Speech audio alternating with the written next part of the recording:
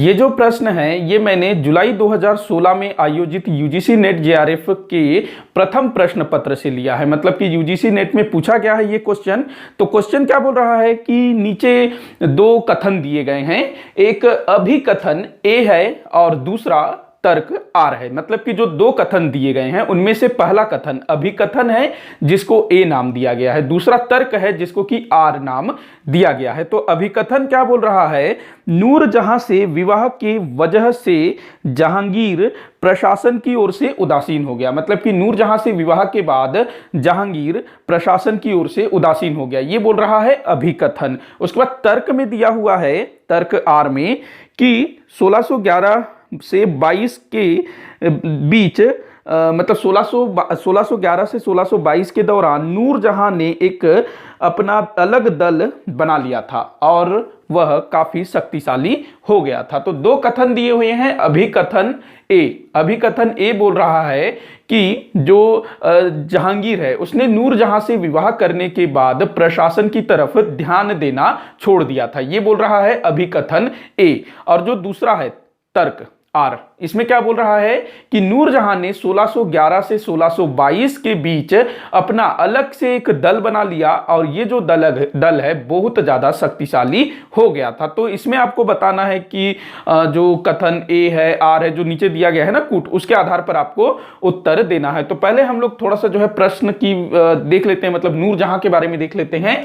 तो देखिएगा, जो नूरजहां जिससे जहांगीर ने विवाह किया था, मुगल कालीन स्त्रियों में सर्वाधिक शक्तिशाली स्त्री के रूप में इसको जाना जाता है। मुगल इतिहास में अगर स्त्रियों के बारे में अगर बात किया जाए तो कुछ ही स्त्रियां हैं जिनका हमको उल्लेख मिलता है। नूरजहां हो गई, अकबर की जो माता थी, इसके बाद अकबर की जो दाई थी महामंगा, इसके अलावा हुमायूं की बहन गुलबदन बेगम, उसके बाद शाहजहां की बेगम मुमताज महल, औरंगजेब की बड़ी बहन जहानारा। तो ये कुछ मुगल महिलाएं थी, मुगल कालीन स्त्रियां थी जो थोड़ी सी प्रभावशाली थी। लेकिन नूरजहां इन सभी में लगभग बहुत ज्यादा प्रभावशाली थी क्योंकि ये जहांगीर को बहुत ज्यादा कंट्रोल करती थी। तो देखिएगा, नूरजहां, इसके जो पिता थे उनका नाम था गयास बेग। और ये जो गयास बेग है ये ईरान के थे, मतलब फारस के थे, और वहां पर इनको थोड़ा सा आर्थिक परेशानियों का सामना करना पड़ा। तो ये जो है अपने परिवार को लेकर के भारत आ जाते हैं अकबर के समय में, अकबर के शासनकाल में ये भारत आए थे। नूरजहां की माता का नाम है असमत बेगम। देखो ये चीजें पूछी गई है, ध्यान रखेंगे, असमत बेगम ये नूरजहां की माता का नाम था। और इसका एक भाई था नूरजहां का, आसफ खां, ये भी बड़ा इंपॉर्टेंट नाम है, आसफ खां। और ये जो नूरजहां है ना, इसका असल नाम था मेहरुन्निसा। ये भी पूछा गया है इसका मूल नाम क्या था, तो मेहरुन्निसा, निशा नहीं, निशा आधा न भी आएगा, तो मेहरुन्निसा ये जो है नूरजहां का असल नाम था। तो जो गयास बेग है इसकी फैमिली ईरान से भारत आ जाती है क्योंकि इनको वहां पर थोड़ी सी फाइनेंशियल प्रॉब्लम हो गई थी। और रास्ते में ही ना नूरजहां का जन्म हुआ था क्योंकि उस टाइम पर जो ट्रेवल था वो काफी लंबा चलता था, महीनों महीनों का सफर होता था। तो रास्ते में ही नूरजहां का जन्म होता है जिसका नाम रखा गया मेहरुन्निसा। अब जो गयास बेग है वो भारत पहुंचता है, आगरा उस समय अकबर की राजधानी हुआ करती थी। तो अकबर के यहाँ गयास बेग को बड़ी आसानी से नौकरी मिल जाती है क्योंकि ये बड़ा ही योग्य व्यक्ति था और अपनी योग्यता के बल पर ये फिर आगे प्रमोशन पाता जाता है। गयास बेग जब यहां पर अपने आप को सेटल कर लेता है तो अपने बच्चों की शिक्षा दीक्षा की भी वो उचित व्यवस्था करता है। आगे चल करके ये जो आसफ खां है ये भी मुगलों की सेवा में चला जाता है। ये भी अपने पिता के समान योग्य था और इसको भी काफी सारे अच्छे अच्छे पोस्ट मिलते हैं। उसके बाद जो मेहरुन्निसा है, मेहरुन्निसा, इसका विवाह किया जाता है 1594 में। कब? 1594 में। किसके साथ? Ali Quli bag. Ali Quli bag, Ali Quli bag ये भी ईरानी था क्योंकि गयास बेग की फैमिली भी ईरानी थी, तो ये भी ईरानी था, तो बड़ा अच्छा लगा होगा। तो मेहरुन्निसा का विवाह कर दिया गया 1594 में। किसके साथ? अली कुली बेग के साथ। अब आते हैं अली कुली बेग पर क्योंकि ये सब जो है नूरजहां मेहरुन्निसा से जुड़े हुए हैं। तो देखिएगा, अली कुली बेग ये जो है ये भी मुगलों की सेवा में था और ये जो शहजादा सलीम था जो आगे चल करके जहांगीर के नाम पर बादशाह बनेगा, तो जो अली कुली बेग है वो शहजादा सलीम की सेना में पोस्टेड था। अब 1598 में महाराणा प्रताप जो मेवाड़ के शासक थे उनकी डेथ हो जाती है। तो उसके बाद अकबर को लगता है कि जो मेवाड़ है उसको फिर से जीतने की कोशिश किया जाना चाहिए, क्योंकि जब तक महाराणा प्रताप थे तब तक हिम्मत नहीं हो रही थी अकबर की, क्योंकि 1576 में हल्दी घाटी के मैदान में अकबर ने महाराणा प्रताप की ताकत को देख लिया था। तो सलीम को 1798 के बाद मेवाड़ भेजा जाता है कि जाओ मेवाड़ को जीतो। साथ में अली कुली बेग, ये भी चूंकि सलीम की ही सेना में होता है तो ये भी साथ में जाता है, लेकिन यहां पर ना सलीम का उतना कोई इंटरेस्ट होता नहीं है, क्योंकि इस समय इसका दिमाग कुछ और ही चल रहा होता है, इसलिए इसको कोई विशेष सफलता नहीं मिलती है। लेकिन जो अली कुली बेग जो कि इसके साथ था उस समय, कहते हैं कि अली कुली बेग ने सलीम के सामने किसी ताकतवर शेर को मारा था बड़ी आसानी से। तो इससे जो है सलीम ये अली कुली बेग से बड़ा प्रभावित हो जाता है, खुश हो जाता है कि भाई तुम तो यार बड़े ताकतवर बंदे हो, मेरे साथ बने रहो। तो पहले इसका जो पोस्ट थोड़ा नीचे लेवल का रहा होगा, तो इसको फिर सलीम जो है थोड़ा सा अपना निकटतम बना लेता है। तो सलीम ने अली कुली बेग से प्रभावित होकर के इसको एक उपाधि दी थी शेर अफगान की, शेर अफगान। आप लोग मुझे कमेंट करके बताइएगा कि इसी टाइप का एक और व्यक्ति था जिसने एक शेर को मारा था एक ही वार में, और उसको भी इसी टाइप की उपाधि दी गई थी। तो वह कौन था, उसको क्या उपाधि दी गई थी, किसने दी थी, ये आप मुझे कमेंट करके बताइएगा। तो सलीम ने अली कुली बेग को शेर अफगान की उपाधि दी। कई सारी पुस्तकों में ना आपको मेहरुनिसा के पति का नाम शेर अफगान मिलेगा, तो ये उसकी उपाधि थी, असल नाम था अली कुली बेग।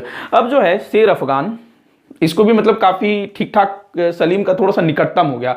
अब जिस समय सलीम ने विद्रोह किया ना, उस समय शेर अफगान अकबर का साथ देता है, सलीम का साथ नहीं देता है। और जब अकबर की डेथ हो जाती है, सलीम बादशाह बन जाता है जहांगीर के नाम से। तो उसके बाद वो जो है शेर अफगान के साथ अच्छा व्यवहार करता है, और शेर अफगान को बंगाल में एक स्थान है वर्धमान, बंगाल में है ना एक स्थान वर्धमान, वहां भेज दिया जाता है, वहां का सूबेदार बना करके, मतलब कि अच्छी पोस्ट उसको दी जाती है। तो अब जो है अली कुली बेग अर्थात शेर अफगान वो कहां चला गया, वर्धमान बंगाल। तो साथ में मेहरुनिसा भी गई होगी, और इनके बच्चे भी हो गए थे। मेहरुनिसा और अली कुली बेग के एक बेटी थी जिसका नाम मिलता है लाडली बेगम, लाडली बेगम। तो अब ये लोग जो है वहां चले गए वर्धमान।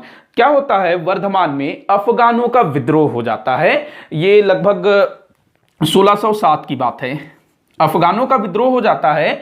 तो जो शेर अफगान है अली कुली बेग, ये जो है अफगानों के विद्रोह को रोकने का प्रयास करता है, लेकिन वहां इसकी मृत्यु हो जाती है शेर अफगान की। अब शेर अफगान मर गया, मतलब मुगलों के लिए वो एक तरह से शहीद हो गया। तो अब जो है जो मेहरुनिसा है, और मतलब कि शेर अफगान की जो फैमिली है, उसकी पत्नी, उसकी बेटी और भी दूसरे लोग रहे होंगे, तो इन सबको जो है आगरा भेज दिया जाता है। चूंकि ये अच्छी पोस्ट पर था, वर्धमान का सूबेदार था, तो इसके परिवार को आगरा भेज दिया जाता है। अब इनका क्या हो, मेहरुनिसा इसकी बेटी होती है लाडली बेगम, यहां लिखते हैं लाडली बेगम। तो अब जो है मेहरुनिसा, अब भाई विधवा है तो कुछ तो देना पड़ेगा काम। तो मेहरुनिसा का क्या किया जाता है, सलीमा बेगम। ये सलीमा बेगम कौन थी, तो ये अकबर की बेगम थी सलीमा बेगम। देखो अकबर के जो संरक्षक थे ना बैरम खां, उसकी पत्नी थी सलीमा बेगम। और जब बैरम खां की डेथ हो जाती है तो फिर अकबर जो है सलीमा बेगम से विवाह कर लेता है। और सलीमा बेगम और बैरम खां का एक बेटा था अब्दुल रहीम खान खाना, जो कि अकबर के टाइम पर बहुत अच्छे सेनानायक थे, साथ ही साथ में बड़े अच्छे साहित्यकार भी थे। उनकी कविताएं आप लोगों ने भी पढ़ी होगी। तो सलीमा बेगम की जो स्थिति थी काफी अच्छी थी, मतलब इनका मतलब काफी रुतबा था, मान था। तो इस समय 1607 की स्थिति में, चूंकि इस समय अकबर की मृत्यु हो चुकी है और सलीमा बेगम ये विधवा हो चुकी हैं, तो सलीमा बेगम चूंकि इस समय बूढ़ी भी हो चुकी होती हैं, तो इनकी देखरेख के लिए, मतलब इनकी सेवा के लिए मेहरुनिसा को लगाया जाता है। कब, 1607 में। और मेहरुनिसा 1607 से लेकर के 1611 तक सलीमा बेगम की सेवा में होती हैं। अब देखिए आगे क्या होता है फिर 1611 में, यहां से जो है टर्निंग पॉइंट शुरू हो जाता है 1611 में। तो 1611 में नवरोज का त्योहार, नवरोज एक फारसियों द्वारा मनाया जाने वाला त्योहार है नवरोज, ये फारसियों का ना नव वर्ष है, जैसे कि हम लोग मनाते हैं ना हैप्पी न्यू ईयर 1 जनवरी को, तो वैसे ही फारसियों का न्यू ईयर होता है नवरोज। तो इसको मनाने की शुरुआत किसने की थी? दिल्ली सल्तनत के सुल्तान गयासुद्दीन बलबन ने इसको मनाने की शुरुआत की थी, और इसको जो है मुगलों ने भी जारी रखा था। तो अकबर भी बड़े धूमधाम से नवरोज का त्योहार मनाता था और जहांगीर भी इसको मनाता था। तो सन 1611 में नवरोज के त्योहार के दिन मीना बाजार की शुरुआत किसने की थी? तो अकबर ने की थी। तो मीना बाजार में जहांगीर जो है मेहरुनिशा को देखता है नवरोज के दिन, और चूंकि जो मेहरुनिशा थी ना ये बेहद खूबसूरत थी, तो जो जहांगीर है वो इसके ऊपर मोहित हो जाता है। फिर पता लगाता होगा कि कौन है, तो पता चलता है कि वो जो अली कुली बेग शेर अफगान जो कि मारा गया उसकी बेवा है। तो अब जहांगीर के लिए कोई प्रॉब्लम वाली बात नहीं थी कि इसका पति जिंदा है, तो जहांगीर जो है इसको विवाह के लिए ऑफर भेज देता है। अभी ये भी तैयार हो जाती है कि भाई खुद बादशाह रिश्ता लेकर के आया है तो कोई कैसे मना करेगा। तो सन 1611 में मेहरुनिशा और जहांगीर का विवाह हो जाता है। कब? सन 1611 में। अब देखिएगा कि जो जहांगीर है, जैसे ही नूरजहां से विवाह हुआ, मतलब मेहरुनिशा से, तो उसके कुछ ही समय बाद इसने जो है जहांगीर ने मेहरुनिशा को 2 उपाधियां दी। पूछा जाता है नूर महल और नूरजहां। ये जो नूरजहां है ना, ये नाम बड़ा फेमस हो जाता है फिर आगे, और ये जो है नूरजहां के नाम से ही जानी जाती है। तो मेहरुनिशा इसको मिला नूर महल और नूरजहां की उपाधि। इसके बाद सन 1613 में जो नूरजहां है इसको बना दिया जाता है बादशाह बेगम। ये जो है ना महिलाओं का सबसे बड़ा पोस्ट होता था, मतलब कि बादशाह तो एक होता है और वहीं स्त्रियों में बादशाह बेगम ये सबसे बड़ी होती थी। तो सन 1613 में बादशाह बेगम बनाया गया। तो अब जो है हमारे क्वेश्चन में देखते हैं, तो जो अभिकथन दिया हुआ है कि 1611 में जब जहांगीर का मेहरुनिशा से विवाह हुआ तो जो जहांगीर है वो राजपाट से दूर हो गया, मतलब कि प्रशासन से उदासीन हो गया। तो देखिए, अगर हम जहांगीर के चरित्र की बात करें तो जहांगीर के विषय में कहा जाता है कि वो थोड़ा सा विलासितापूर्ण जीवन जीने में विश्वास रखता था, बहुत ज़्यादा शराब पीता था, अफीम खाता था, उसको नृत्य वगैरह देखना भी बड़ा पसंद था। इसके अलावा चित्रकारी में उसको बड़ा इंटरेस्ट था, चित्रकला में उसको बड़ी रुचि थी। उसके समय में चित्रकला काफी उन्नत भी हुआ था। जहांगीर के काल को चित्रकला का स्वर्ण युग कहा जाता है। तो जहांगीर चूंकि शुरू से ही थोड़ा सा नशे का आदी था, तो जिस समय ना अकबर की मृत्यु हुई तो उस टाइम पर यह भी काफी बात चला था कि जो जहांगीर है वो बादशाह बनने के लायक नहीं है, वो तो भाई हमेशा शराब के नशे में रहता है, उसको बादशाह बनाएंगे तो वो कैसे शासन चलाएगा। जहांगीर से अच्छा तो उसका बड़ा बेटा खुसरो वो लायक है, उसको बादशाह बना दिया जाए, ये बात भी चला था। लेकिन जैसे तैसे जो है जहांगीर वो बादशाह बन जाता है, और बाद में जो खुसरो है ना उसने अपने पिता के खिलाफ विद्रोह कर दिया था, जिसको कि जहांगीर ने कैद करवा लिया, उसकी आंखें वगैरह निकलवा दी थी। तो जहांगीर का कुछ इस तरह का कैरेक्टर बनाया जाता है कि वो बड़ा शराबी टाइप का व्यक्ति था। लेकिन ऐसा नहीं है कि जैसे ही नूरजहां के साथ विवाह हुआ तो जो जहांगीर है उसने सारा राजपाट नूरजहां को दे दिया कि तुम देखो, और वो जो है बिल्कुल शराब वराब इन सब चीजों में लगे रहता था। नहीं, ऐसा नहीं था। वो ना अपने शासन, अपने राज्याभिषेक के, मतलब उसको 1605 में उसको गद्दी मिली थी, 1605 में, तो अपने राज्याभिषेक के लगभग 16 वर्ष तक, मतलब कि 1621 तक ये राजकाज में अच्छे से ध्यान देता था। अच्छे से मतलब एकदम अकबर टाइप का नहीं देता था, या फिर शाहजहां या फिर जहांगीर उस टाइप का नहीं देता था, थोड़ा सा ढील पोल जरूर था। क्योंकि जो नूरजहां थी ना ये बड़ी, मतलब क्या कहेंगे, एक योग्य महिला थी और बहुत ज्यादा महत्वाकांक्षी भी थी। तो 1605 से लेकर के 1621 तक इसने मतलब शासन में ध्यान दिया। नूरजहां से विवाह होता है 1611 में, तो उसके बाद भी इसने शासन प्रशासन में ध्यान दिया। देखो 1611 के बाद ही मेवाड़ को जीता जाता है ना, मेवाड़ जो है मुगलों के अधिकार में आता है। इसके अलावा दक्षिण का भी अभियान किया जाता है और भी बहुत सारी चीजें होती हैं। तो जहांगीर ऐसा नहीं है कि नूरजहां से विवाह करने के बाद बिल्कुल ही उदासीन हो गया, उसने शासन प्रशासन में ध्यान दिया। लेकिन ना 1621-22 के बाद जो जहांगीर है उसकी स्थिति थोड़ी सी खराब होने लगती है, क्योंकि भाई अब आदमी जो है रेगुलर बहुत ज़्यादा शराब पी रहा है, अफीम खा रहा है, स्वास्थ्य का ध्यान नहीं दे रहा है। तो 1621-22 के बाद जो जहांगीर है उसकी तबीयत बहुत ज़्यादा खराब रहनी शुरू हो जाती है। उसके बाद फिर जो शासन प्रशासन से थोड़ा सा उदासीन हो जाता है, वो इसलिए नहीं कि वो उस टाइप का था, मतलब उसकी तबीयत थोड़ा सा, उसका जो शरीर है वो थोड़ा सा जवाब देना शुरू कर देता है, इस कारण से वो प्रशासन से थोड़ा सा दूर हो जाता है। लेकिन विवाह के बाद प्रशासन से वो उदासीन हो गया, ये भाई बिल्कुल ही गलत है। तो यहां पर जो अभिकथन दिया हुआ है वो आपका बिल्कुल ही गलत होगा, ध्यान रखेंगे। उसके बाद आते हैं हम लोग दूसरे मतलब तर्क पर।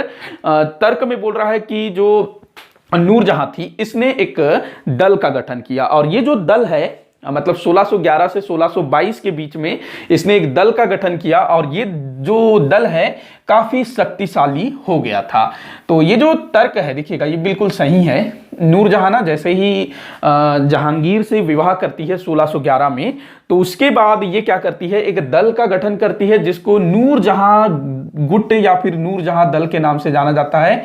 नूरजहां गुट, इसको एक और नाम से जाना जाता है, जुंटा गुट। जुंटा गुट या फिर जुंटा दल, गुट या दल दोनों एक ही चीजें, ध्यान रखेंगे।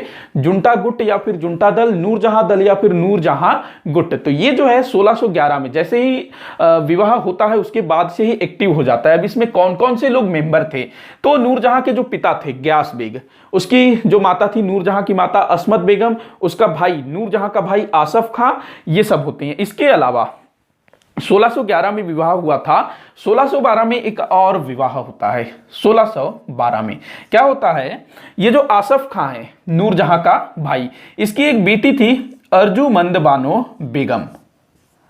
अर्जुमंद बानो बेगम। तो आसफ खां क्या करता है, और नूरजहां की भी ये इच्छा होती है कि जो आसफ खां है वो अपनी बेटी अर्जुमंद बानो का विवाह कर देता है, किससे, खुर्रम से। खुर्रम कौन था, ये था जहांगीर का बेटा खुर्रम। तो खुर्रम का विवाह 1612 में नूरजहां की भांजी अर्थात आसफ खां की बेटी अर्जुमंद बानो बेगम से हो जाता है, और जो खुर्रम है वो भी जो है इस गुट का सदस्य बन जाता है।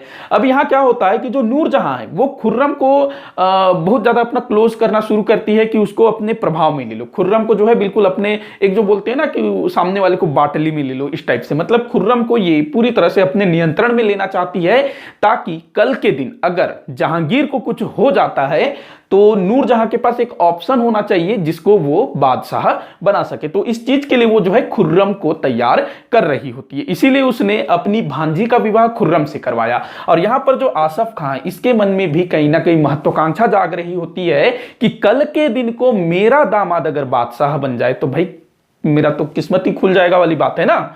यहां पर जैसे ग्यास बेग को देख लो, ग्यास बेग की बेटी नूरजहां, उसका विवाह हो गया जहांगीर से, मतलब कि ग्यास बेग का दामाद कौन हो गया, भारत का बादशाह। कितनी बड़ी बात है। अच्छा, ग्यास बेग को ना जहांगीर ने एक उपाधि दी थी, इतमादुद्दौला। इतमादुद्दौला ये उपाधि दी थी जहांगीर ने। और जैसे ही नूरजहां का विवाह होता है जहांगीर से, तो वैसे ही ना इनके पदों में वृद्धि होना शुरू हो जाता है, मतलब इनको और बड़े बड़े पद मिलते हैं। वैसे तो ये लोग शुरू से ही योग्य थे, पहले से ही अपनी योग्यता के बल पर ये लोग काफी बड़े बड़े पोस्ट पर पहुंच चुके थे, लेकिन अब जो है इनका जो रिश्ता बादशाह से जुड़ जाता है तब तो भाई और ही वारे न्यारे हो जाते हैं। तो इतमादुद्दौला, ध्यान रखेंगे, दीवान थे उस समय मुगल साम्राज्य के। और ये जो असमत बेगम है ना नूरजहां की माता, इनके संबंध में कहा जाता है कि इसने गुलाब के फूल से इत्र बनाने की कला को इजाद किया था। खुशबू जो होता है ना, इत्र, परफ्यूम, तो असमत बेगम का नाम आता है। अच्छा, आते हैं हम लोग नूरजहां पर। तो खुर्रम ये भी नूरजहां गुट का सदस्य बन गया। अब कथन जो तर्क दिया हुआ है उसमें बोल रहा है कि ये जो गुट है 1611 से 1622 तक शक्तिशाली रहा, मतलब इस बीच में इस गुट की स्थापना होती है और इस बीच ये काफी शक्तिशाली भी हो जाता है। तो ये बिल्कुल सही है, ये जो गुट है जहांगीर को नियंत्रण करना शुरू कर देता है। देखो, जो पहला जो अभिकथन दिया है कि जहांगीर प्रशासन से उदासीन हो गया नूरजहां से विवाह के बाद, नहीं, ऐसा नहीं है। ये जो नूरजहां है ना, ये उसको नियंत्रण करना शुरू कर देते हैं, मतलब कि ये चूंकि थोड़ी सी पॉलिटिक्स को भी समझती है, चीजों को समझती है, तो जहांगीर खुद इससे कई सारी चीजों में सलाह लेता है कि इसमें क्या किया जा सकता है, इसमें क्या किया जा सकता है, इस टाइप से तो सलाह मशवरा लेता है और नूरजहां जो है उसको अपने हिसाब से डाइवर्ट करना शुरू कर देती है। तो गुट काफी सक्रिय होता है। और जो नूरजहां है ना, जिसको कि बादशाह बेगम भी बना दिया जाता है 1613 में, अब जो है नूरजहां जहांगीर के साथ हमेशा रहती है। चाहे जहांगीर किसी अभियान में जाता हो, जहांगीर कहीं शिकार खेलने जाता हो, तो उस समय भी नूरजहां उसके साथ जाती है। इसके अलावा नूरजहां जो है, झरोखा दर्शन एक था, अकबर ने शुरू किया था ना, झरोखा दर्शन, ध्यान रखेंगे, अकबर ने शुरू किया था झरोखा दर्शन। किसने समाप्त किया था? तो औरंगजेब ने समाप्त किया था झरोखा दर्शन को। तो जो झरोखा दर्शन, जिसमें क्या होता था, बादशाह जो है, झरोखा मतलब खिड़की, बड़ा सा खिड़का होता था, मतलब खिड़की का बड़ा वाला क्या, खिड़का ये बोलेंगे, पता नहीं क्या बोलेंगे, तो बड़ा सा खिड़की होता था। तो उसमें जो है बादशाह आकर के खड़े होता था और अपनी प्रजा को दर्शन देता था।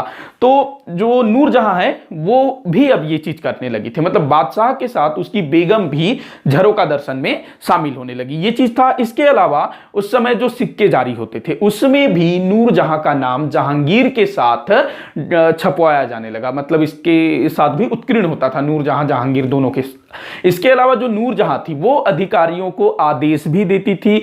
नूरजहां के नाम से फरमान भी जारी होने लग गया था। जैसे कि बोला जाता है ना कि बादशाह का ये फरमान है, सुल्तान का ये फरमान है, तो वैसे ही नूरजहां के नाम से भी फरमान जारी होते थे। तो इस चीज से आप अंदाजा लगा सकते हो कि नूरजहां कितनी शक्तिशाली रही होगी। मतलब उसका जो है अपने पति, मतलब कि मुगल बादशाह जहांगीर के ऊपर अच्छा खासा नियंत्रण रहा होगा। लेकिन इसका मतलब यह कतई नहीं है कि इस काल अवधि में जहांगीर शासन प्रशासन से बिल्कुल ही उदासीन था। नहीं, वो था, सक्रिय था, साथ ही साथ नूरजहां भी सक्रिय थी। मतलब दोनों जो पति पत्नी है ना, मिलके शासन करते थे। दोनों के बीच अच्छी केमिस्ट्री थी। मतलब जो होता है ना पति पत्नियों में, कई सारे बोलते हैं ना कि दोनों के बीच अच्छा बनता है, दोनों की केमिस्ट्री बड़ी अच्छी है। तो इन दोनों की, नूरजहां और जहांगीर दोनों की जो केमिस्ट्री जोड़ी थी बड़ी अच्छी थी। दोनों मिलकर के काम करते थे। कई सारे किस्से इनके प्रचलित हैं नूरजहां और जहांगीर के, कि दोनों घूमने गए हैं या फिर कहीं शिकार पर गए हैं, तो उसको लेकर के कई सारे किस्से प्रचलित है। कभी उस बारे में हम लोग जिक्र करेंगे।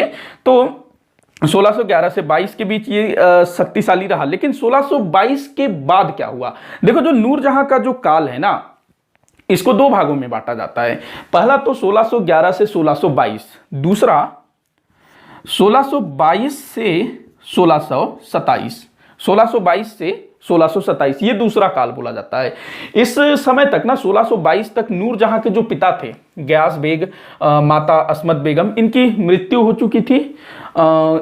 जो गयास बेग थे ना, इनके लिए एक मकबरा बनवाया गया था, एतमादुद्दौला का मकबरा, जो कि अक्सर परीक्षाओं में पूछा जाता है कि एतमादुद्दौला का मकबरा किसने बनवाया था? तो नूरजहां ने बनवाया था अपने पिता की स्मृति में। और ये जो मकबरा है ना, संगमरमर से बना हुआ है, और कहते हैं कि पूरी तरह से संगमरमर से बना हुआ ये भारत में पहला मकबरा था। हालांकि इससे पहले भी इमारतों में जो संगमरमर है उसको यूज किया जाता था, लेकिन उस लेवल में नहीं जिस लेवल में आपको ताजमहल में दिखता होगा या फिर एतमादुद्दौला के मकबरे में। तो एतमादुद्दौला का मकबरा पहला मकबरा जिसमें संगमरमर का पूरी तरह से यूज किया गया है। तो 1622 तक ये दोनों की डेथ हो चुकी होती है। अब इधर ना, जो आसफ खां है और जो खुर्रम है, इन दोनों के साथ भी रिश्ते थोड़े से खराब हो चुके होते हैं। क्यों? क्योंकि जो खुर्रम, जो जहांगीर का बेटा है, आगे चल करके बादशाह बन जाता है शाहजहां के नाम से। तो जो खुर्रम था ना, ये थोड़ा सा छटपटाने लगता है कि भाई मुझको बादशाह बनना है, और ये नूरजहां के नियंत्रण से भी बाहर आने की कोशिश करता है, और बादशाह के जो आदेश होते हैं उसकी नाफरमानी करना भी शुरू कर देता है। इसको कंधार भेजा जाता है, कंधार में कुछ समस्या हो गई थी, लेकिन ये जो है नहीं जाता है। इसके अलावा जो खुर्रम है, इसका एक बड़ा भाई था खुसरो। कहाँ लिखूं? यहां लिख देते हैं।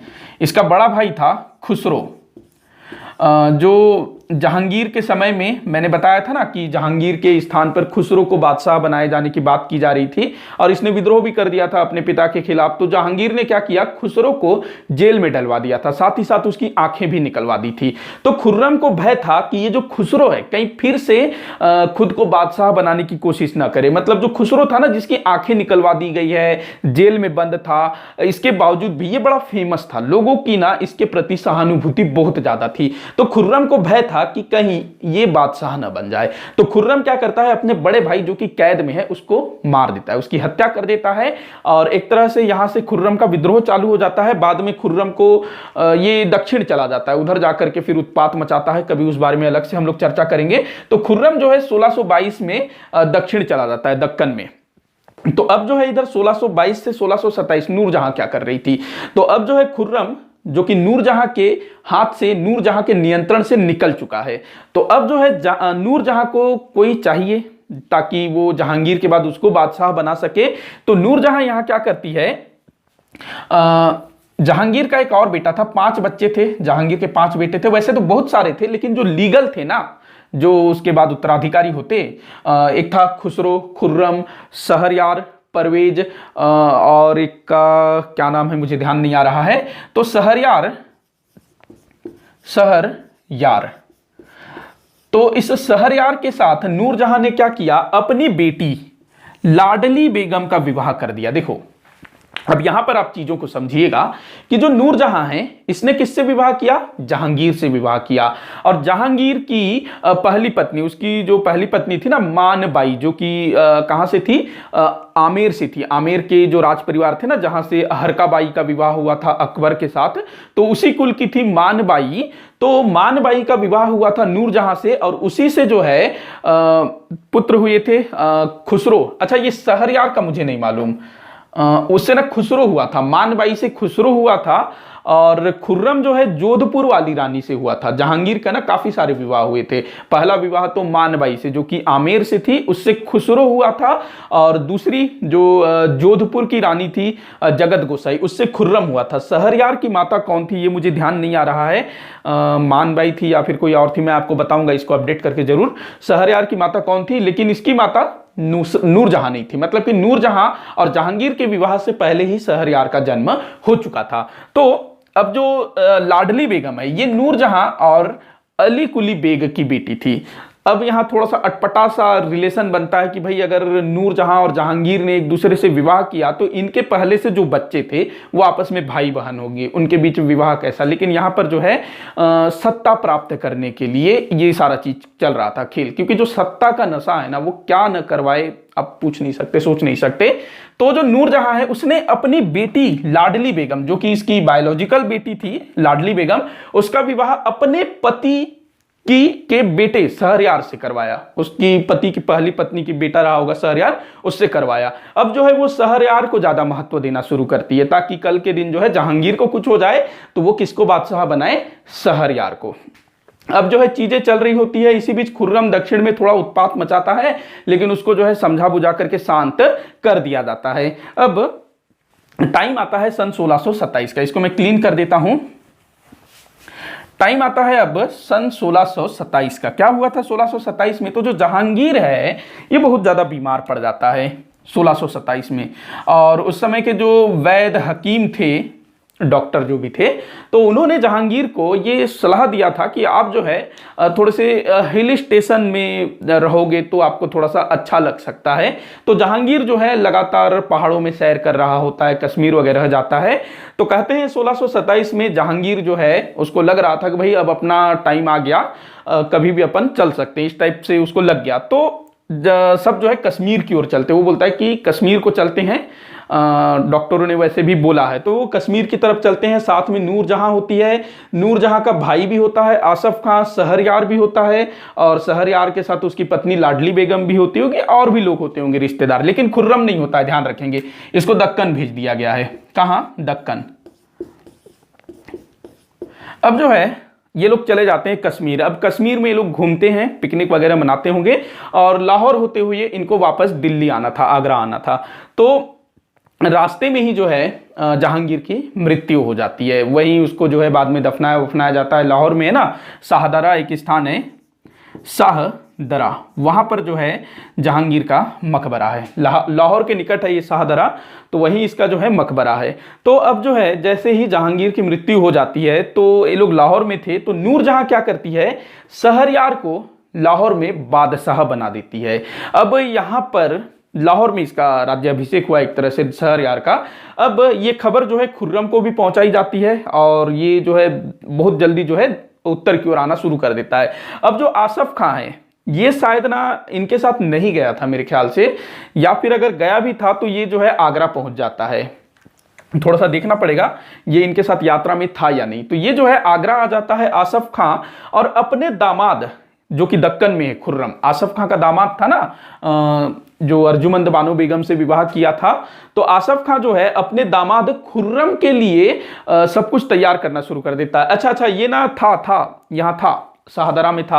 आसफ का क्या करता है, सबसे पहले तो भाई अपनी बहन को कैद कर लेता है और शहरयार का काम तमाम कर देता है सबसे पहले। उसके बाद वो आगरा आ जाता है और आगरा में तमाम उन लोगों की हत्या कर देता है जो खुर्रम के बादशाह बनने के रास्ते में होते हैं। मतलब कि आसफ खां जो कि खुर्रम का ससुर है, वो जो है खुर्रम के जो अन्य भाई होते हैं, जहांगीर के जो दूसरे बेटे होते हैं जो कि सत्ता के दावेदार हो सकते हैं, और कई तो ऐसे भी होते हैं जो कि दावा भी नहीं करते हैं कि भाई हमको नहीं चाहिए सत्ता, तो वैसे सब लोगों को आसफ खां ने मरवा दिया। किसके लिए? खुर्रम के लिए। खुर्रम फिर दक्कन से आगरा पहुंचता है, उसके बाद बाकायदा उसका जो है राज्याभिषेक होता है। इसीलिए ना जो आप लोग देखते होंगे कि जो जहांगीर का काल है 1605 से 1627 बताया जाता है, और शाहजहां का काल 1628 से शुरू होता है। ये लगभग जनवरी या फरवरी में इसका राज्याभिषेक हुआ था खुर्रम का। अब जो है ये बन गया बादशाह 1628 में, और आसफ खां को फिर बहुत बड़ा पोस्ट दे दिया जाता है, वजीर बना दिया जाता है, मतलब प्रधानमंत्री टाइप का पोस्ट दे दिया जाता है। अब नूरजहां का क्या होता है, इसने जिसको बादशाह बनाने की कोशिश की उसको तो मार दिया गया उसके ही भाई के द्वारा।